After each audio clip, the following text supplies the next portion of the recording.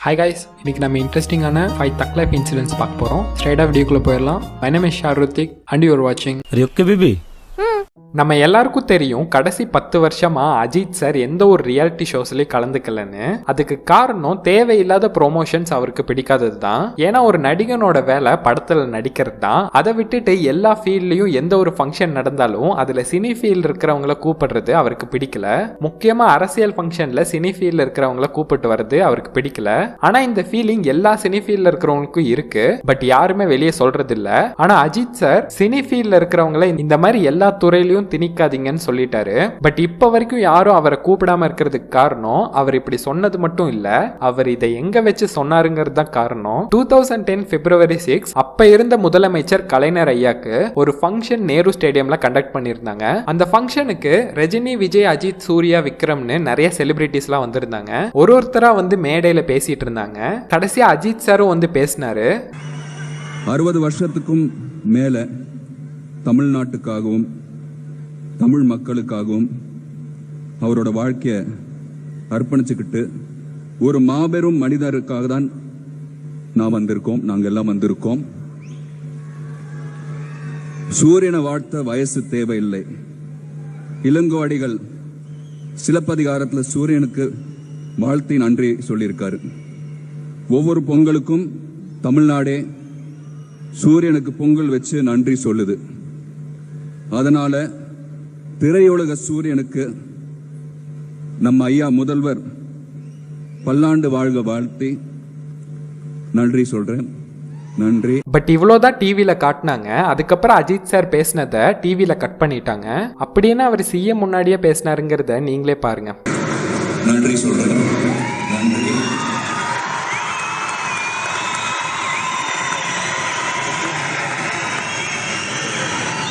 ஐயா, நீங்க இண்டஸ்ட்ரியிலாக க்ரோ பண்ணிருக்கீங்க. இண்டஸ்ட்ரி வந்து எவ்வளவு உழைக்கணும்னு உங்களுக்கு தெரியும் ஐயா. கொஞ்ச நாள் எல்லாருக்கும் சினிமா இண்டஸ்ட்ரி மேல ஒரு கோவம். ஏன் நமக்கு வந்து நாங்கள் வந்து நமக்கு தேவையில்லாத விஷயங்களை தலையிடணும் எல்லாருக்கும் கோவம். அதுக்கு நாங்கள் நடிகர்கள் மட்டும் காரணம் இல்லையா. நீங்க எவ்வளவு பிரச்சனைகள் வந்து சால்வ் பண்ணிருக்கீங்க. இன்னைக்கு ஒரு பணிவான ஒரு வேண்டுகோள், இனிமே சென்சிட்டிவ் இஷ்யூஸ், சோஷியல் இஷ்யூஸ் வந்து இண்டஸ்ட்ரி தலையிட வேண்டாம் ஒரு அறிக்கை விடுங்க.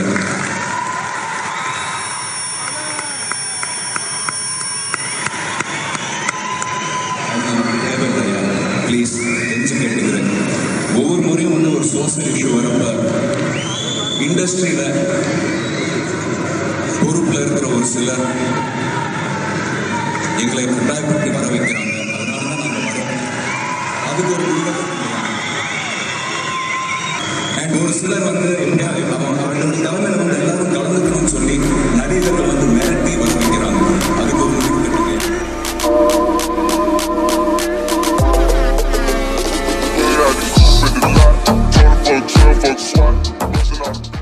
அமெரிக்காவில் இருக்கிற டெக்ஸஸில் 2018 ஒரு சம்பவம் நடந்திருக்கு. அது என்னதுன்னா, ஒரு குரூப் ஆஃப் பொண்ணுங்க சேர்ந்து ஜாக்கிங் போயிட்டு இருந்த ஒரு பையன் கிட்ட தப்பா நடந்திருக்கிறாங்க. இதே ஒரு பொண்ணுக்கு நடந்திருந்தா அந்த ஊர்ல இருக்கிறவங்க பொண்ணு கிட்ட என்ன சொல்லியிருப்பாங்க? இனிமே அந்த வழியா போகாத, போனாலும் ஜாக்கிரதையா போன்னு சொல்லியிருப்பாங்களா? பட் இங்க என்ன நடந்திருக்குன்னா, இந்த சம்பவத்துக்கு அடுத்த நாள் அந்த பார்க்குக்கு ஜாக்கிங்க்கு வர ஆண்கள் எண்ணிக்கை அதிகமாயிருக்கு. எந்த அளவுக்குன்னா 2-3 ஆண்கள் மட்டும் ஜாக்கிங் வர பார்க்ல அடுத்த நாள் 100 பேர் வந்திருக்கிறாங்க.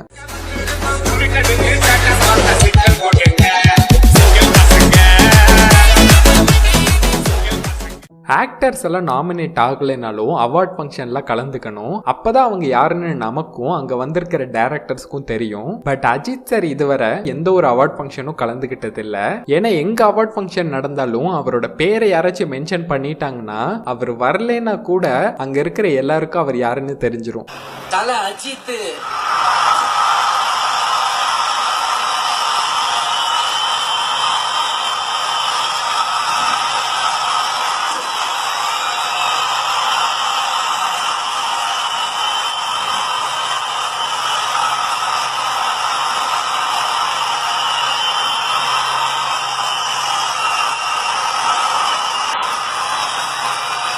தலன்னு சொன்ன அவ்வளவு சவுண்ட் கொடுத்தீங்க. இருங்க இருங்க இருங்க.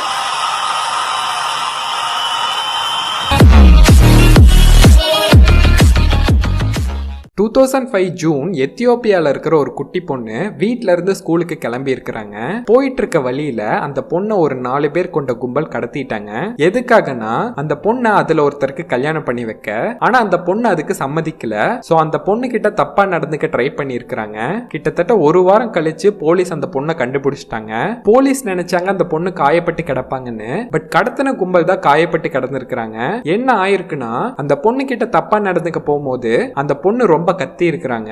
சின்ன பொண்ணுனால அந்த பொண்ணோட அழுகையும் கத்துற சவுண்டும் சிங்கத்தோட குட்டி கத்துற மாதிரி இருந்திருக்கு. சோ அங்க பக்கத்துல இருந்த 3 சிங்கம் ஓடி வந்து அந்த 4 பேரையும் அடிச்சு போட்டுட்டு அந்த பொண்ணை காப்பாத்தி போலீஸ் வர வரைக்கும் பத்திரமா பாத்துக்கிட்டு இருந்திருக்கு.